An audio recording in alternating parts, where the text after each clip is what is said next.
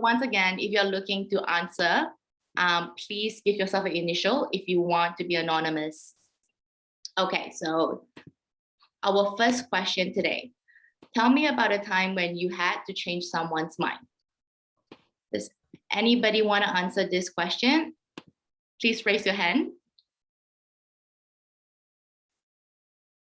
You don't have to have your answer perfectly formed also, even if you just have sort of a rough story or a couple of bullet points that you want to run by us. We can then spend a couple of minutes giving you some feedback. Yeah, and we're here to support you and help you understand the question. So please don't view this as a trial. Nobody's here to judge you and say, no, you should have said this. This gives us the opportunity to talk about why this is a useful question. So if somebody would like, oh, James, thank you. Can you hear me? Yes. Yeah. Excellent. Yeah, one instance I can share about this scenario is I was recently moved into a lead position in my team, and one of my peers who I was going to be working with on a project, I think I noticed there was some sort of a negative reaction to me being a lead on the project. And the way it came across to me was when I had to make specific resource adjustments, I had to communicate to them about, hey, this is what you'll be working on. And the way they reacted was sort of, they went directly to my manager and they were like, why is he telling me what to do? And it sort of, it never came directly to me. So my manager said, hey, you want to be a lead? Go solve this problem, because you're going to encounter this quite a bit as you're growing into that position. So for me, it took a little bit of, like, I've never done something like this before. So I tried out with a couple of my friends how I would approach this conversation. And for me, I came from a position of vulnerability, as well as came from a position of empathy, and communicated that this is not me telling you what to do. This is how we want to get this project from where it is to where we want it to be. And if you at any point have any reaction towards what you want to work on and what you don't want to work on, you can have me as well as our manager in the call. And then I want you to be absolutely comfortable so that this is not coming as a push down for you. It's more a work together to get to where we want to be. It didn't take one meeting. It took a few more meetings before I had the person completely transformed to saying, you know what, let's get through this journey. I want to see where this goes. And if we get to the end, get to the release, it's a win for both of us and the whole team. And I was happy we could get to that point. But that is an example I can share. Do you want me to jump in? Yes, thank you, James, for sharing. Thank you for being the first brave person to talk and give us an example. So thank you very much. A couple of things really from me on that. I think the first call out is that was fairly well timed for that fairly complex question. I'd be interested to know, what do you think you did well in that scenario? I think the first good thing that I did was I talked to my manager about, hey, you've been talking to this guy and you've been managing this team for a while. How have you handled him in different assignments? And I took some pointers from the way he communicates and the things that he's figured out that's going to reach this person. And I use some of those talking points to sort of, reduce the tension and focus more on the goal rather than the personal relationship. Yeah, so you mentioned that you actually tried to get some input from somebody else that had maybe worked with this person before.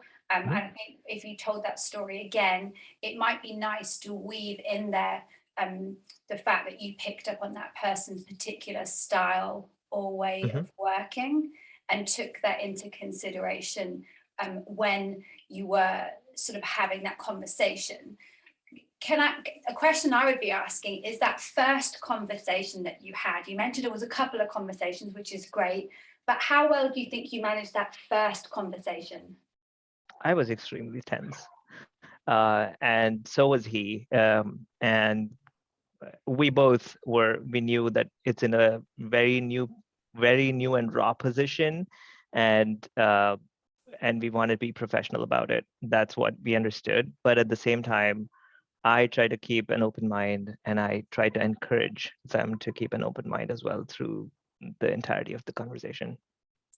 Okay, so even though you went into the conversation feeling that could be some form of conflict, you went in with an open mind and created that safe space for them to be able to speak up.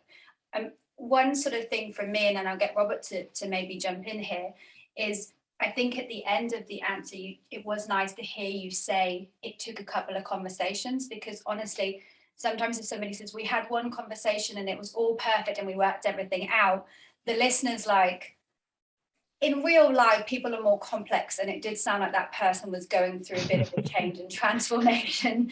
Absolutely. So I think that was a really good call out, but maybe just with the end of that question, just make it really clear about where that relationship is now, and maybe even depending on the time, you could give an example of how you know that relationship has changed. You did throw it in there, but I think maybe it got a little bit lost. But just in terms of that ending, to say, and at the end of this, or 2 to 3 weeks later, the next conversation we had, the person came to me with their concerns, and since then maybe we haven't seen any of examples of them going sort of above me if they have an escalation. Thanks a lot. That makes a lot of sense. Robert, what's your thoughts? Love to hear from you. Yeah, thanks. Firstly, I would just want to endorse what you said, Natalie, about it's okay to have a messy situation, right? Something that resolves very quickly. It's like, well, was it that big a deal if you had one conversation or you sent an email and it all went away? Well, life isn't that simple. And we had a phrase at Google, computers are easy, people are hard. And that's if the problems that can be solved by writing code get solved pretty quickly in big tech companies. The messy problems where people have personality clashes or where they have different perspectives, those are the really interesting things to bring out in behavioral interviews. And I thought it was good the way that you pitched this about being about the team's goals rather than about the relationship, and you got the other person on board that way. One thing that I often say to candidates, and I think it makes storytelling easier because behavioral interviewing is about storytelling, is it's okay to use people's names. We have a bit of an allergic reaction sometimes to saying, well, can I say that Kartik and Steve didn't get on? Yeah, you can say that. I'm not going to LinkedIn stalk and try to work out who these people are, right? You're not giving away anything confidential, but it makes the story much easier to follow because you put names in, and if it's, if the pronouns are different, it can be easier. But sometimes as an interviewer, you're like, oh, he said, which he is this, and what context is it in? And now I'm not listening to you. I'm trying to unpack your story. So I think it is okay to use names, even though some of us maybe have a little bit of nervousness around that. And then one thing, well, a couple of thoughts before we move on to another question. You will often, we all end up using the same story for different questions. So, this could be a time when you resolved a conflict, or there's a bunch of other questions you might use. And I like to visualize the story as being like a cube with 6 faces, or however many faces you want. It can be a multi-dimensional. It doesn't have to be a cube, and you rotate that to face the right angle to the interviewer. So, if, for example, that you worked on a product launch that was, had a hard deadline, there may have been some scrappiness. Tell me about a time when you got things done when you didn't have all the resources. Or there may have been stakeholder management in that launch. Tell me about a time you managed multiple stakeholders. You would use the same story, but you would tell it quite differently if it was about the scrappiness versus the stakeholder management. So do think about how you're using the topic and which aspects of the story you want to bring out, because we all do end up sometimes, using the same story to answer different questions. And finally, before we move on to another question, it's good to practice a little bit of self-reflection, and interviewers will often say, what would you do differently, or what did you learn? It can be good to bring that out yourself, that, oh, I should have thought about this before, before I took over, or I should have gone around to talk to all of the team and said, I'm going to be moving into a new position. I'd like to talk to you about that before we get started. There isn't always self-reflection, or there isn't always learning, but it can be good to bring that out, because that's again what a lot of behavioral interviews are about. We're looking for your ability to struggle and succeed through struggle, and to learn and grow. So accepting that, oh, I'd never been in this situation before, I didn't know what to do, I had to go and get help. That's a good thing to say, and it does no harm to practice that self-reflection. But good interviewers will usually come and ask you, what did you learn, or what would you do differently? Okay, Thanks a lot, Robert. So just now, I think TL actually raised his or her hand. TL, would you like to come on and give your answer, or would you like to give that chance to somebody else? Because we've got one more person that raised their hands. No? Does anybody else want to answer this question? If not, we're going to move on to the next one. Okay, yeah, we've got someone. Okay. Please unmute yourself. Hi, hello. Thanks for having me. Actually, I wanted to ask sort of a meta question. The longer I thought about this question, about the changing of the mind of someone, and not feeling the need to change the other person's mind, but had to change. The longer I think about it, I'm not sure how I would deal with that question. So my question is, from your perspective, would it be okay for your interviewee to pose a question back to you? Like, excuse me, how is this question meant? What does, I don't know, what does had to change the other person's mind mean? Is that rude? Is that unprofessional?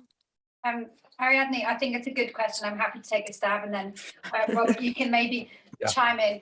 So I'll often work with, look, some interviewers ask you quite big questions, or they can sound vague, or sometimes even you miss what they're saying because of whatever. Sure. So to ask a clarifying question is totally reasonable. So for example, if somebody asked you, what's your biggest achievement? People might say, you're talking personally or professionally. And if the word had to change someone's mind doesn't sit right with you, you could ask, could I get a little bit more information about what you might be looking for? Or if you get stuck, the other option is that you could offer something up, when you could say, I can think of a time where I felt it was the right thing to do to influence somebody's decision making. Does that sound like what's smart? So it depends on the question. But yes, I think at the fan companies particularly, it's supposed to be a two-way street. They are not trying to trick you. As a listener, I've had people answer a different question, and it's really difficult to interrupt. I personally would rather you said, could I get a little bit more information about what you're looking for? Robert, did I have anything else to add? Yeah, thank you. I think I agree about making an offer. I think offers are, and in a way, when I work with clients on like clarifying questions, I also think clarifying statements can be even more powerful. So say, I can talk about A or B, which would you prefer, is a little bit more proactive than what do you want me to talk about here? Again, that offer piece is really valuable, because I know particularly it involves the interviewer. Google, the questions can be very terse. Like Google questions can be 3 or 4 words in not in behavioral topics, but in other topics. And when the candidate starts asking questions, you think, well, if I wanted you to have more information, I'd have included it in my question. And Googlers in particular can be, it's a bit rude. And well, so productive. Product managers are weird. I'm not speaking in the third person when I say that. And we, if we say, how would you improve Spotify, and the client says, well, what do you mean by improve? I'm like, well, You tell me. So that's not rude. That's kind of intellectual fencing, I might call it. Yes. But that's not behavioral topic. That's a domain topic and a technical topic. But yeah, Natalie's point about making offers is spot on. If you say, I have a couple of examples I can think of, or and be yourself. I think, Ariadne, what you said about, this doesn't sit well with me. I'm going to learn something about you through you being honest in the interview, and that's what we want here. And actually, I wanted to add something. I don't think this is one of our questions, but tell me about your biggest achievement, which Natalie mentioned. Often people answer that question by talking about something amazing, but not teaching the interviewer anything about themselves. So they talk all about the achievement, but not about what they did and what was challenging and whom they convinced along the way and the mistakes. So they say, oh, I launched this thing and it doubled our revenue in 6 months. And I'm just like, well, I believe you, and I haven't learned anything about you. And that's the worst kind of answer, is something where you talk about this amazing project, but you don't say, I had to get all the stakeholders on board, or I had to bring 2 teams together that traditionally didn't collaborate well, or I had to get support from senior leadership, despite my previous project had been a failure. In all of those kind of situations, I'm learning about you. So it can feel sometimes when people get that, tell me about the biggest achievement or something you're proud of, it feels like candidates tend to relax and think, oh, great, I just get to talk about this awesome thing I did. Try to practice self-reflection and talk about what you did in order to make the achievement. And that's also why I find it the biggest achievement, because that's highly subjective, of course. So I could go on about the time I launched, like you said, app X, Y, and Z, but then you could say, yeah, I did that like 20 years ago. So that's not a big achievement, meaning it is completely subjective. And so I would expect the interviewee to tell me why they think this is their their biggest achievement. That is the real interesting thing, the reasoning behind that, I think. Mm-hmm. Thank you, Erin. I think it was a really good question. Thank you. Hopefully that helps other people. Thank you. Okay, so let's go on to the next one. Who is the most difficult person you've worked with? Who would like to answer this one? Okay. Awesome. Me? Yes. Yeah. Okay, then the answer would be me. I am the most difficult person I have so far worked with, because high expectations, of course, everyone has expectations of themselves, but you have to go to bed each and every night with your high expectations. And if you fail those expectations, then it is a difficult time. And I learned a lot. I'm not sure who mentioned it. I learned a lot by self-reflecting, and even ask colleagues and friends and also family to give me a feedback on why I feel myself failing expectations. Are those expectations too high? What do you think?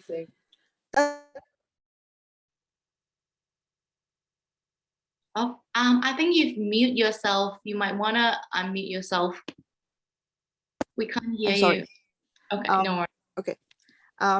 So I don't know when the mute thing did happen. My hands were here. I'm sorry. To put it in a nutshell, I was the most difficult person to work with, and I think I'm continue to be that and want to be that, because I have the the permission to challenge myself the hardest. From everyone, it is allowed for me to challenge myself the hardest, and as long as I keep that healthy, I may be the most difficult person to work with, but also the happiest person. Thank you for answering. Natalie, any pointers there? So I like the fact that you went in with a really honest example, and I suspect you might get some split feedback on this depending on who you ask. typically the reason I am asking that question is a couple of things. One, the role that you're walking into, you may be dealing with an extremely difficult stakeholder. So it's quite a loaded question. The second is that a big part of the interview process could be dealing with conflict or complex stakeholder situations, or even in some cases, if you're dealing with customers. So the answer that you gave, I think it shows that you're authentic, it shows confidence, and I think it shows that you put a lot of pressure on yourself and you're your worst critic. There's actually another question, which is something like, tell me about the last time you gave yourself bad feedback. Potentially you can weave some of that in. But in terms of answering the question, for me, the reason I'm asking that is to see how are you able to manage yourself, your emotions, your style when you're dealing with somebody that you find difficult. So one thing I would say to people, try not repeat the word, the most difficult person I've ever worked with is, because that word difficult is quite strong. But I wonder, if I asked you that question, if I would be able to give you a rating based on the question that I have asked, and whether the information you gave you could keep for another question around development, learning, how do you motivate, and what do you think is a strength? But again, you might get split on that answer. Some interviewers might love it, whereas others might feel that you haven't specifically answered the question, or you haven't given them enough information to know how you deal with others. Robert, I'd love to hear your thoughts. Yeah, I had being candid, I had an immediate kind of, no, I don't want to hear this, because this question for me is about learning how you build bridges and work with other people. So your answer is interesting, but it doesn't give me what I was looking for from this question. And one thing that I would share, actually thinking about this, is that behavioral interviews are the ones where, to build on Natalie's point, I almost never know what anything other than my first question is going to be in a behavioral interview. I don't have a set, because and I can see Natalie's nodding, because it whereas in the other in domain interviews, I know I'm going to ask you these 5 questions, but depending on your first answer and what I get, because I'm looking for various traits and attributes, I will think, oh, that answer, not your answer, Ariadne, but I may be thinking, oh, I didn't get a sense of empathy from that answer, so I'm going to try and dig for empathy. So I'll pick an empathetic question out of the bank. So behavioral interviews, when I first started doing them, particularly at Facebook, I found them very challenging, because you really have to work hard as an interviewer to get the signal you need. And so when somebody burns a few minutes, which is actually what's happening, right? Time is your resource in the interview process, and you have to use it wisely. So again, I think making an offer, you could say, well, I consider myself a challenging person to work with. Would it be okay for me to talk about that? And if the person says, actually, no, tell me about someone else, then you've taken out, I call this taking out insurance against using the 3 or 4 minutes, and the interviewer thinking, okay, well, I still need to learn about this. And I think there's also a perspective on this, which is similar to what I shared about the greatest success or achievement, or something you're proud of. If typically when someone says, oh, well, there was a designer, or there was this VP, if all I learn about is the difficult person and why they're difficult, again, that's not a great answer, because I'm looking to learn about you. So or it could be a challenging situation. So when you're asked about these things, use I guess it's the subject of the sentence, use that like a mirror or a template to show your abilities.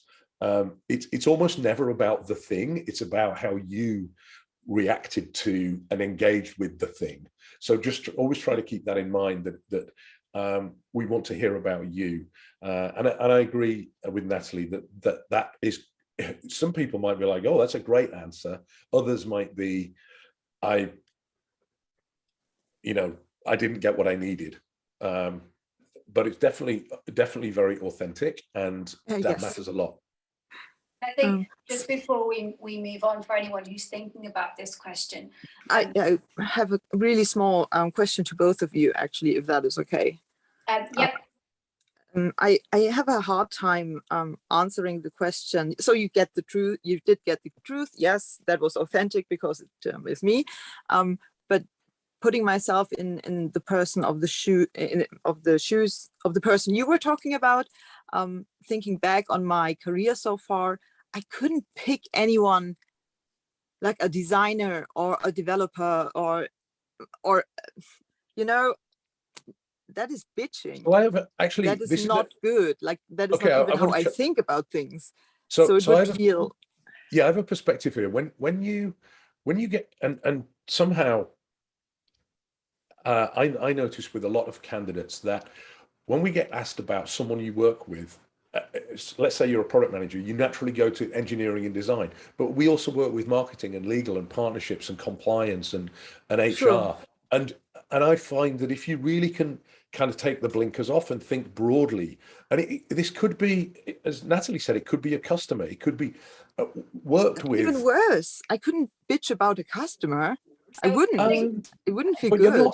You're not making a moral judgment about them. You're saying that they were challenging to work. They are with. difficult. That's like, well, I find it really, really my broad point is to everyone on the call: don't just think about your immediate colleagues and team. This can be somebody. I can think of lawyers that I've worked with, corporate counsels and so on, that have been challenging to work with. That it's not necessarily someone who's in your team, and I find a lot of people, their best examples, and again, talking broadly about behavioral things, sometimes behavioral topics, we have to talk about projects we've blanked out because we didn't enjoy them or we failed, and sometimes you have to. That would be a good question.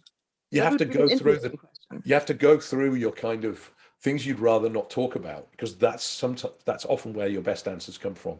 But yes, I agree.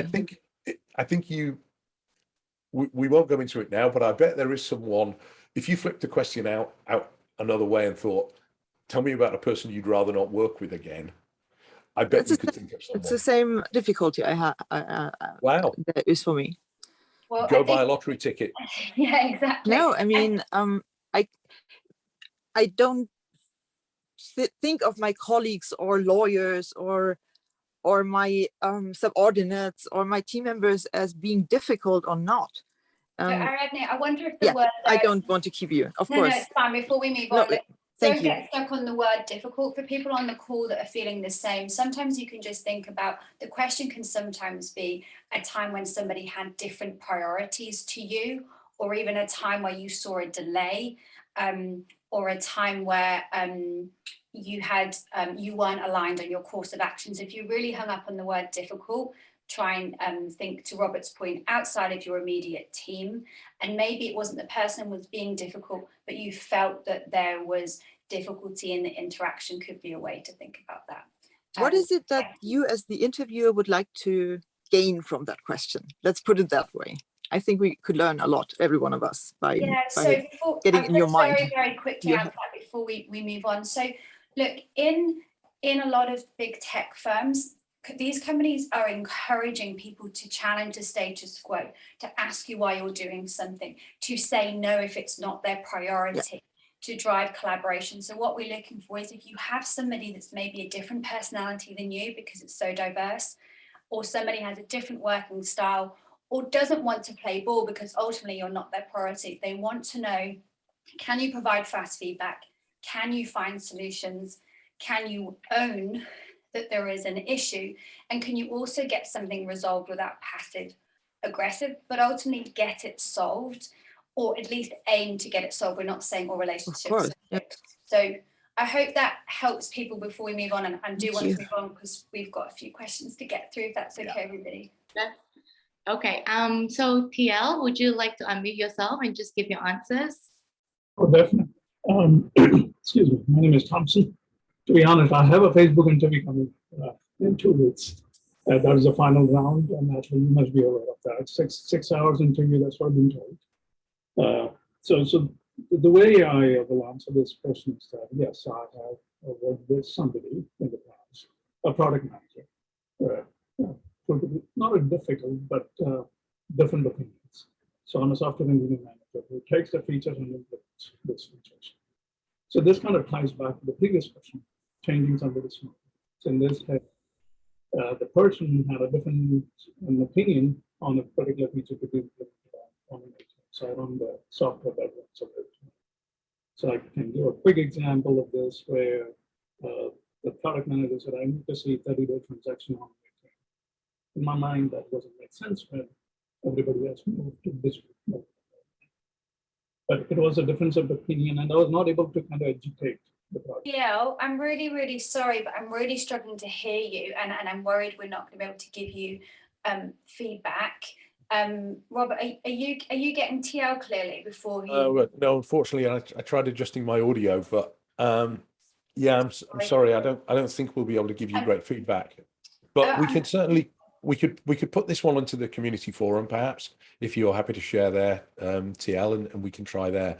I'm really sorry that technical difficulties got in the way there.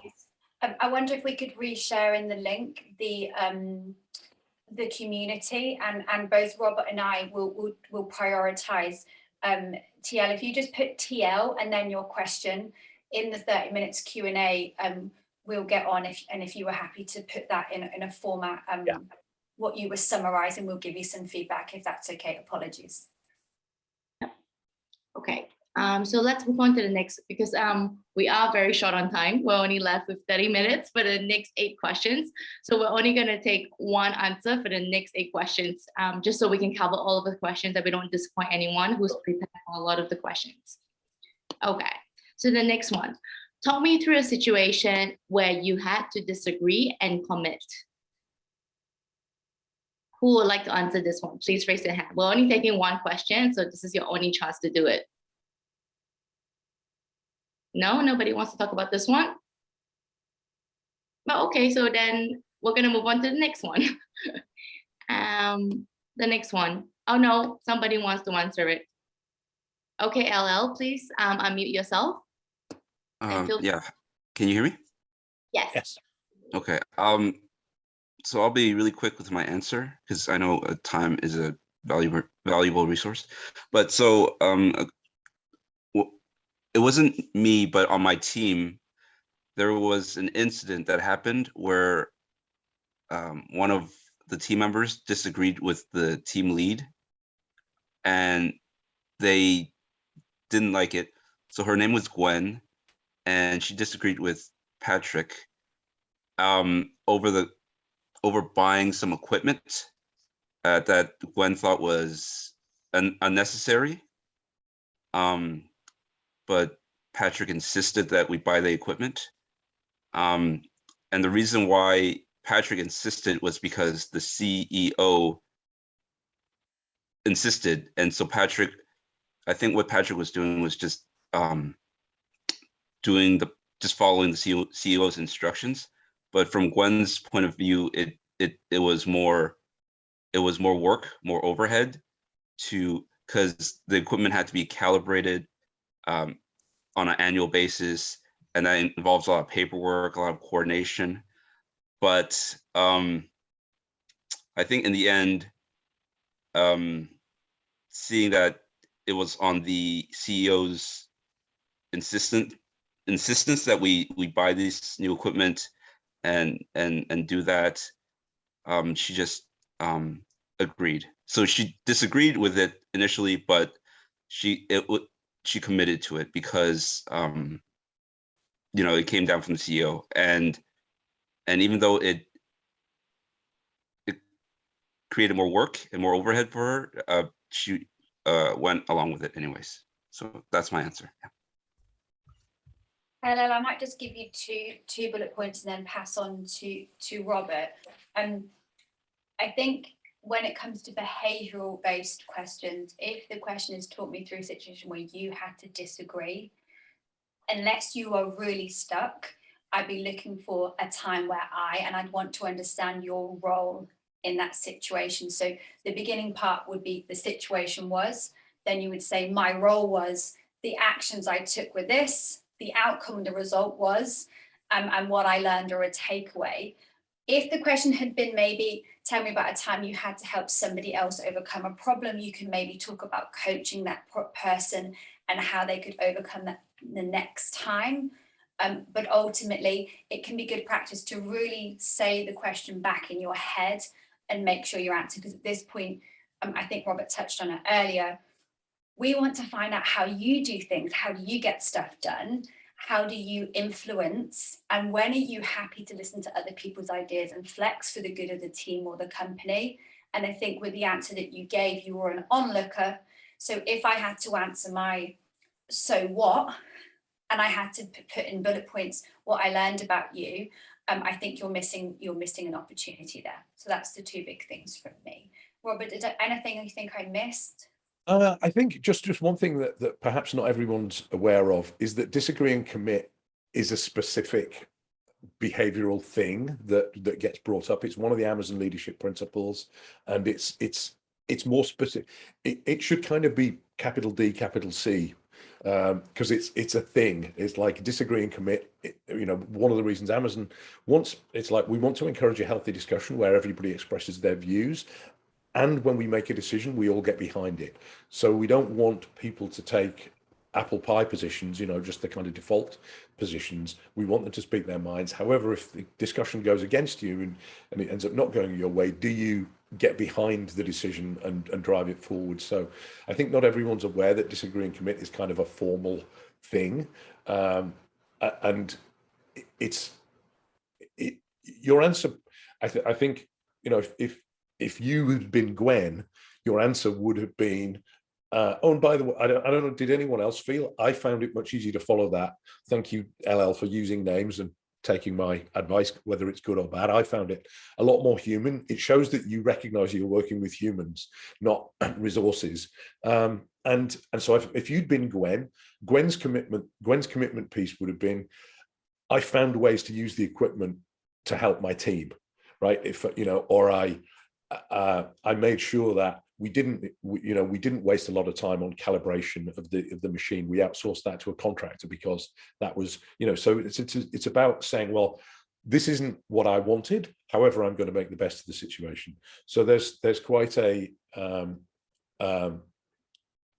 disagree and commit is quite a specific thing, but and I would echo what Natalie said. Really, it needs to be about you, even if you have to dig a little bit and adapt your story a little bit. It does need to be about you. There's another question that's quite similar to that you might hear maybe more in Robert's world, which is a time where you came round to somebody else's way of thinking and they don't ask the commit part of the question, but ultimately they will be looking for the signal of, okay, it was for the good of the team. So I parked my idea, or sometimes it can be you took a bit of both, or as I said, the other question can be at a time you challenge the status quo. They're happy for you to speak up as long as you're then not the person in the background moaning that your idea wasn't moved forward. So that's what we're looking for with that answer. So thank you so far for everybody who's been open and telling us some examples. It's really helpful. Thank you. Okay, so let's move on to the next one. Share a situation where you had to adapt the way you work in order to be successful. Does anyone want to answer this one? Yes, Felicia, please unmute yourself. I know you've been waiting to answer this one. Yeah, actually, I just have a question about this one specifically. So I do have a day job, and the roles that I'm applying for are in line with my day job. However, I also am an adjunct professor for a university, and I teach in the MBA program. The easiest answer for me is going to be I adapt every semester to teaching to my students, whether it's visual versus auditory versus hands-on experience versus seeing versus doing. The knowledge base that they bring into the classroom sets the level and the tone for how I have to teach the material. Can I use that as an example, even though it's not necessarily germane to the job I'm applying for?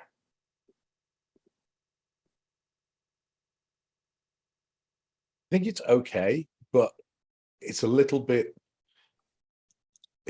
well, my job is to be adaptable. And let me tell you why. It's a bit kind of, hell yeah, I'm adaptable. Whereas a specific situation, that where you resolved something, I think a lot of the time it is about changing. Leadership is often about driving change, because if the organization is running well, you don't need to. But so I feel that's a little bit generalized. Natalie, what are your thoughts? Yeah, so I do think talking about things that you do outside of your day job can be really interesting for some of the companies you're likely to interview with. It shows that you have interest, it shows that you've got passion for something else. But ultimately, when we say share a situation, what I'm looking for is very much I was working with client A and I was working with client B, for example, and one of them was moving at a really fast pace, one of them was moving at a slow pace, and I was struggling to flip between the two. We then look at what actions did you take, or what learning did you take in order to be able to adapt to those two people, so that, if your style is moving quickly, for example, at time you had to get comfortable with slowing down, and that could be agreeing a much clearer timelines with them. It could be getting yourself an external coach. It could be that you work with a client where you found they weren't asking any questions ever. So you went on a presentation course on storytelling, or you were asked more open-ended questions. We're looking at specific actions you took where you can really measure the outcome. So you might think that you adapted, but how do we know? So what's the result? What's the impact? So I think you can definitely weave that role into your example. But I do think we need some more specific actions and then some clear outcomes. Okay, thank you. How does that help? No, it does. Thank you. Thank you. Thank you, Felicia. Okay, we're gonna move on to the next question. TL, maybe you want to see if you'd like to answer the next one. Tell me about a time when you took a risk. TL, would you like to go ahead and answer this one? I raised my hand for the previous one. Hopefully you guys can hear me now. Yes, we can hear you better now. What happened the last time? So can I kind of touch the previous question, or should I? Do you have an answer prepared for this one? We're trying to just speed it along so we can. No, that's fine. I can come back to this later if someone else wants to go before me. Okay. Risk takers out there? Is there anybody else who wants to take this question?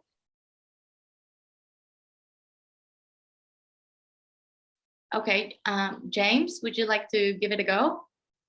Sure. Excuse me.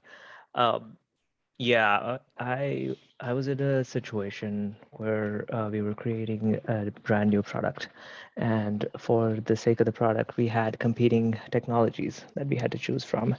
And as a senior member in the team, I was vouching for one of the technologies, and another senior member was vouching for a different technology. So it was a sort of a conflict, and I did the research required to sort of convince myself that I am not doing this out of ego, and that the product actually makes sense to move forward with.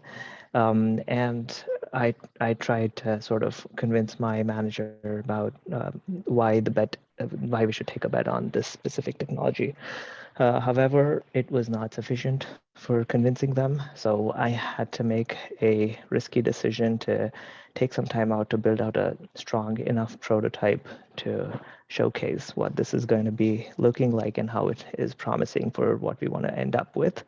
And it was a big risk because my skip level manager is a yes or no kind of person, and if he says yes, everything goes, and if he says no, it's like you made a really bad boo-boo. So it's extremely risky. So I thought in this situation, because of what I believed in, I took the risk. It's a good thing that eventually, I mean, many months later, it paid off.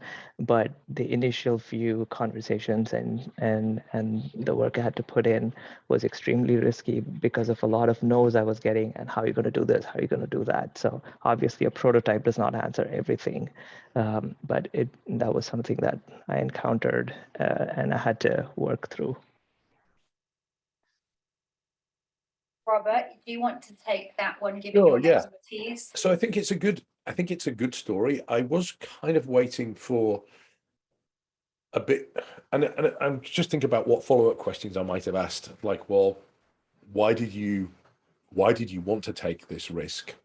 Because, and there I would have been looking for, understanding the team's goals, or what your motivation was. Because when you said, I took time out to build a prototype, that suggested there was an opportunity cost, and I would have wanted to hear more there, that like, oh, taking time out, so what was at risk? And I want to share a little bit, actually, just perhaps not focusing quite so much on your answer, but on risk and attitude.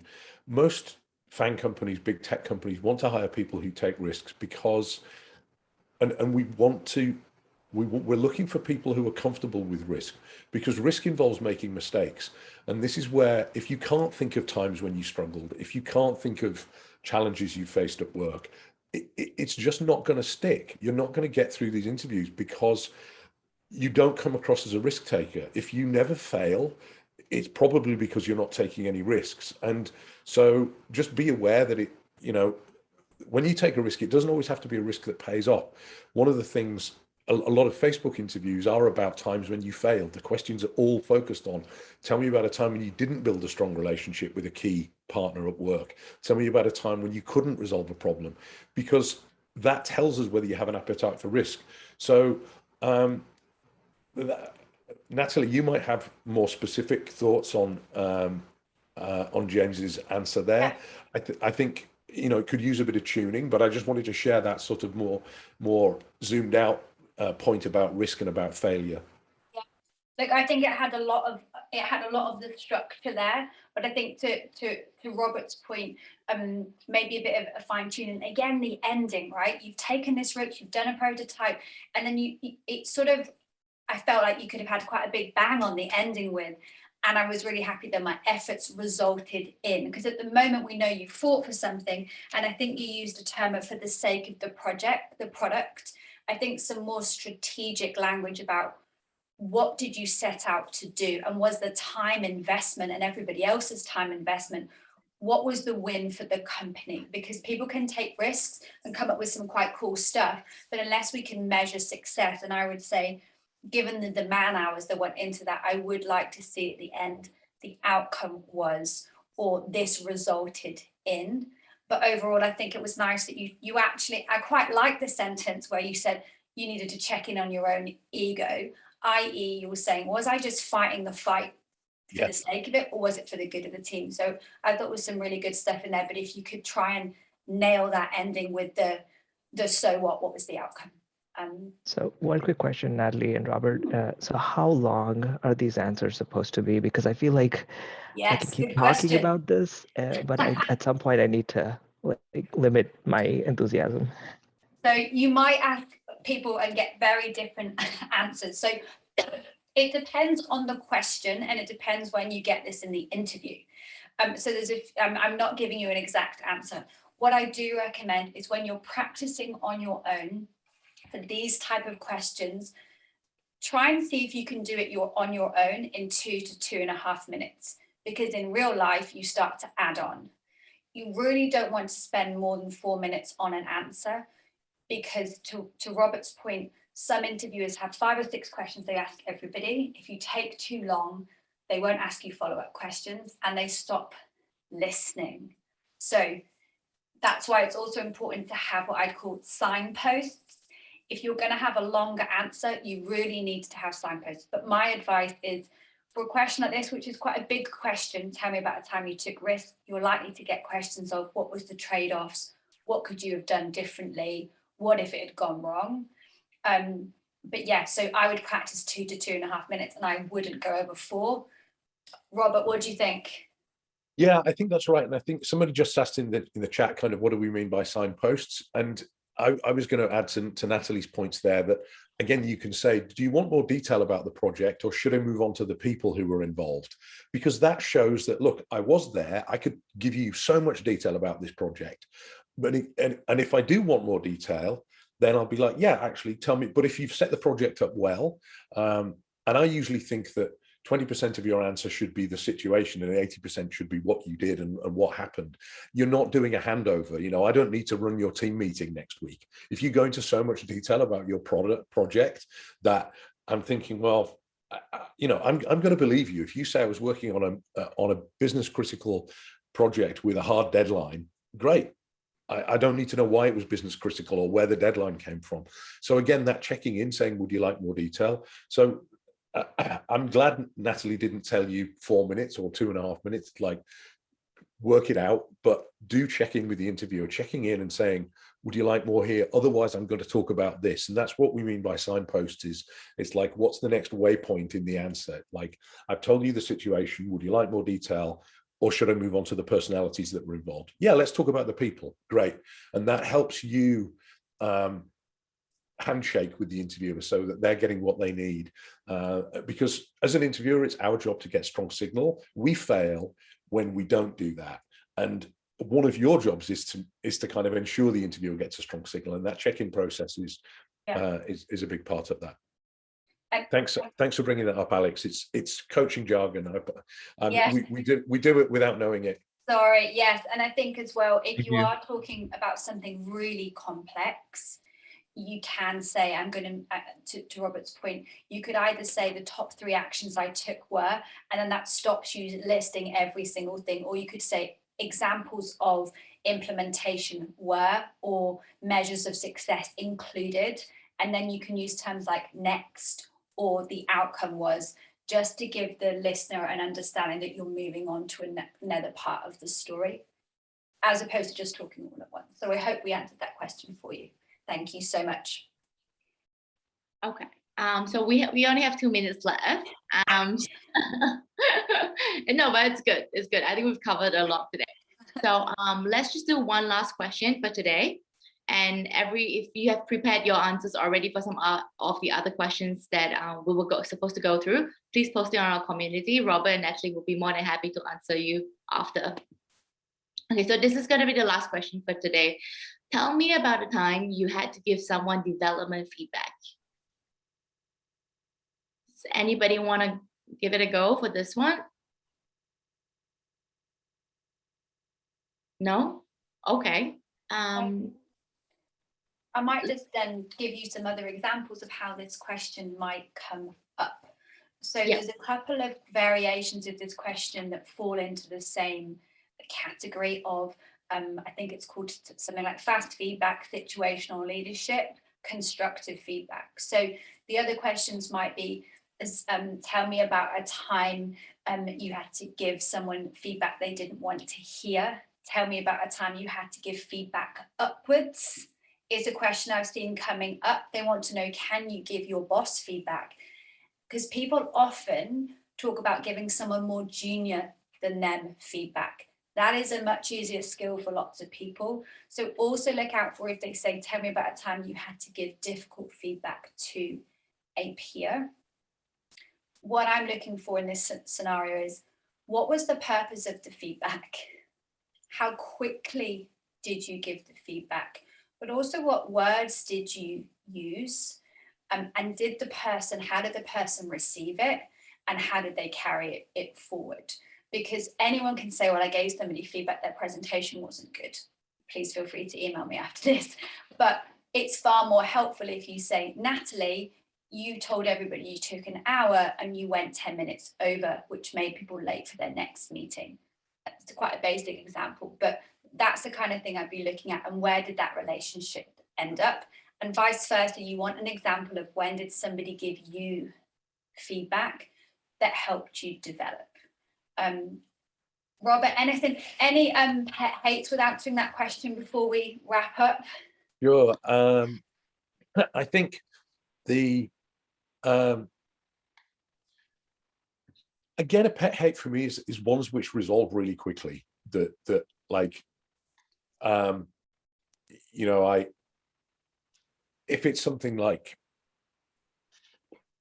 yeah, this deck is too long, you know, it needs to be less than 10 slides. Well, that's not really, that's like a snack feedback. This has got to be like a meal, like what's hard to swallow.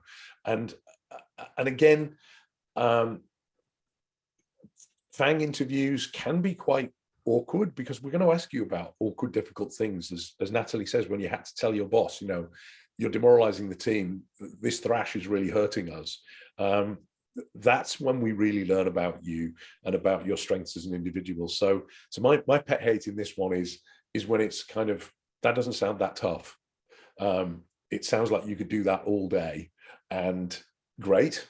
You know, those as Natalie says, that kind of relatively simple feedback is still valuable. Yes, we should, you know, in Natalie's example, we should be respectful of people's time.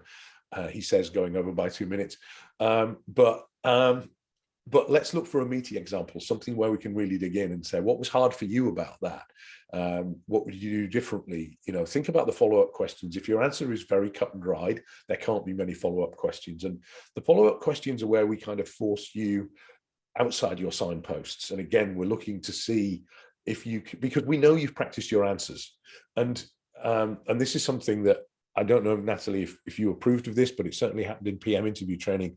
If we felt somebody was really comfortable in their answer, we'd say, let's talk about another time you had to give feedback. Yes. Because we're just like, no, you just press play on a little YouTube video for 3 minutes. And I don't want to hear about that situation with that VP. Give me another example. We try to derail you, not because we are mean, but because we really want to hire you for the right reasons.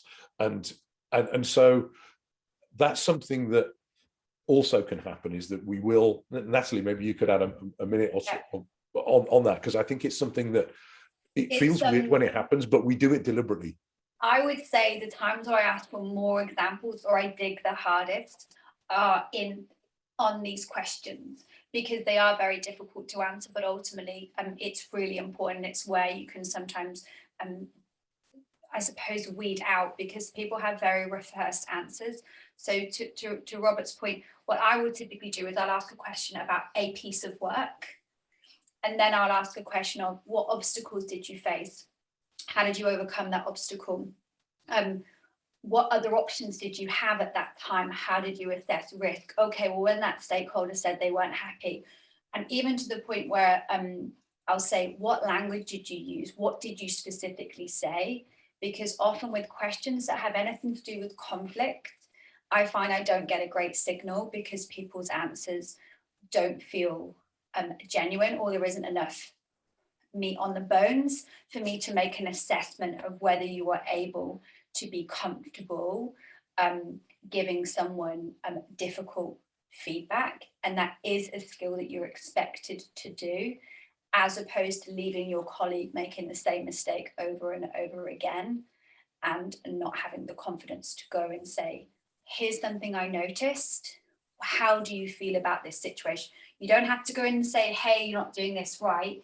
It could be, I think somebody mentioned in their answer earlier, they said they went into a conversation really uncomfortable.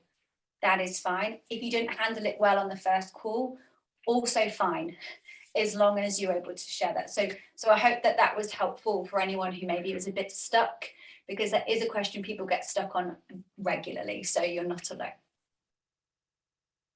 Thank you. Thank you so much, Natalie.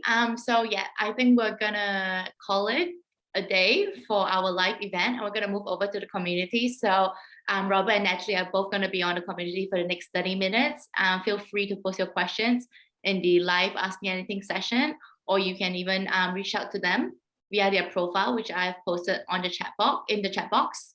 So thank you everyone for joining us, and we hope to see you at our next event. Thank you so much. Thank you. And thank you, Rob. It's great to host this session with you. And thank you for those of you that were brave and gave us some examples. Yeah, we appreciate it. It's not much of a session if nobody puts themselves out there. So thank you all. Thank you, guys. Thank you, everybody. Thank you, Natalie and Robert, for your time. Bye-bye. Have a good evening. And thank you. Bye, everyone. Stay safe. Bye. Bye-bye.